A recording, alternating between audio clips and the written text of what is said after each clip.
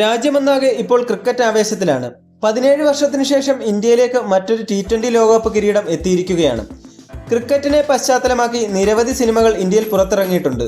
അവയിൽ പലതും വൻ വിജയങ്ങളുമായിരുന്നു. ക്രിക്കറ്റ് ആവേശത്തിൽ കാണാൻ പറ്റിയ 7 സിനിമകളാണ് ഞാൻ ഇന്ന് നിങ്ങൾക്ക് പരിചയപ്പെടുത്താൻ പോകുന്നത്. നിങ്ങൾ ഈ വീഡിയോ പൂർണ്ണമായിട്ട് കാണുക. കാരണം ഞാൻ ഈ പറയുന്ന സിനിമകളിൽ ചിലത് നിങ്ങൾ കണ്ടിട്ടുണ്ടാകാം, ചിലത് കണ്ടിട്ടില്ലാത്തവയുമാകാം. ഇവയിൽ കണ്ട സിനിമകളെ പറ്റിയുള്ള അഭിപ്രായങ്ങൾ നിങ്ങൾ കമൻറ്റ് ബോക്സിൽ രേഖപ്പെടുത്തുക. കാണാത്ത സിനിമകൾ കാണാൻ ശ്രമിക്കുക. അപ്പോൾ വീഡിയോയിലേക്ക് കിടക്കുന്നതിന് മുമ്പായിട്ട് നിങ്ങൾ ഇതുവരെ നമ്മുടെ ചാനൽ സബ്സ്ക്രൈബ് ചെയ്തിട്ടില്ലെങ്കിൽ ചാനൽ ഒന്ന് സബ്സ്ക്രൈബ് ചെയ്യുകയും ഈ വീഡിയോ ഒന്ന് ലൈക്ക് ചെയ്തൊന്ന് സപ്പോർട്ട് ചെയ്തു തരികയും ചെയ്യുക. ഞാൻ നിങ്ങൾക്ക് പരിചയപ്പെടുത്തുന്ന ഒന്നാമത്തെ ചിത്രം ലഗാൻ എന്ന ഹിന്ദി മൂവിയാണ്.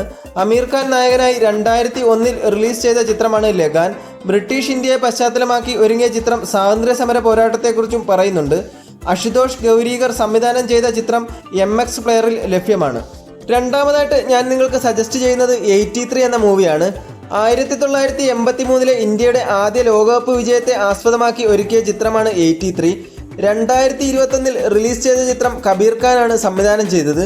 രൺവീർ സിംഗ് ആണ് ചിത്രത്തിൽ കപിൽ ദേവിന്റെ വേഷത്തിലെത്തിയത്. ചിത്രം ഇപ്പോൾ നെറ്റ്ഫ്ലിക്സിൽ അവൈലബിൾ ആണ്. മൂന്നാമതായിട്ട് ഞാൻ നിങ്ങൾക്ക് സജസ്റ്റ് ചെയ്യുന്നത് MS Dhoni the untold story എന്ന ചിത്രമാണ്.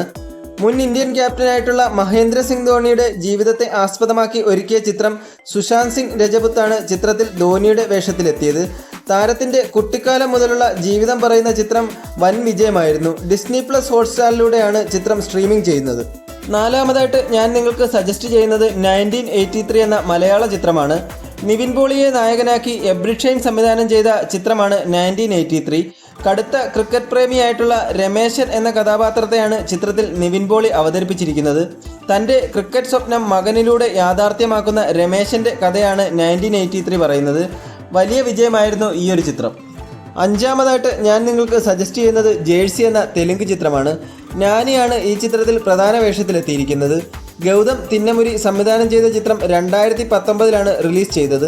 30 പിന്നിട്ട യുവാവിൻ്റെ ക്രിക്കറ്റിലേക്ക് വരാനുള്ള ശ്രമമാണ് ചിത്രത്തിൽ പറയുന്നത്. മികച്ച അഭിപ്രായം നേടിയ ചിത്രം ഹിന്ദിയിലേക്ക് റീമേക്ക് ചെയ്യുകയും ചെയ്തു. ഷാഹിദ് കപൂർ ആണ് ചിത്രത്തിൽ നായകനായി എത്തിയത്.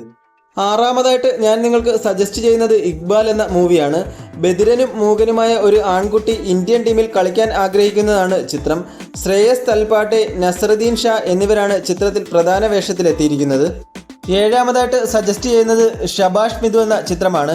ഇന്ത്യൻ വനിതാ ക്രിക്കറ്റ് മുൻ ക്യാപ്റ്റൻ മിതാലി രാജിൻ്റെ ക്രിക്കറ്റ് ജീവിതത്തെ ആസ്പദമാക്കി ഒരുക്കിയ ചിത്രമാണ് ഷബാഷ് മിതു. ശ്രീജിത്ത് മുഖർജി സംവിധാനം ചെയ്ത ചിത്രത്തിൽ താപ്സി പന്നു ആണ് മിതാലി രാജിൻ്റെ വേഷത്തിലെത്തിയത്. ചിത്രം നെറ്റ്ഫ്ലിക്സിൽ അവൈലബിൾ ആണ്.